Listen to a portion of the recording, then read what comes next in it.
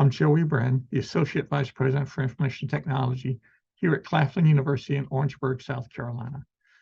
We're excited to be hosting an MSCC workshop on our campus that's focused on IT for research and cybersecurity on March 21st and 22nd.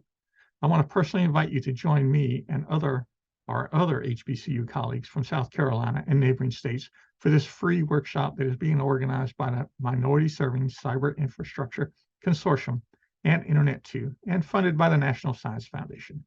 If you're an IT professional, faculty doing research, or in a cybersecurity role on your campus, then this is the workshop for you.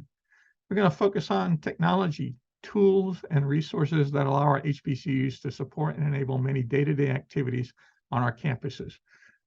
Whether you work at a small HBCU like Claflin or a big HBCU institution, this is a wonderful opportunity for all of us to come together and build a community of peers where we can support one another and collectively advocate for our HBCU campuses to get the technology, resources, and funding we need to set up our students and faculty for success.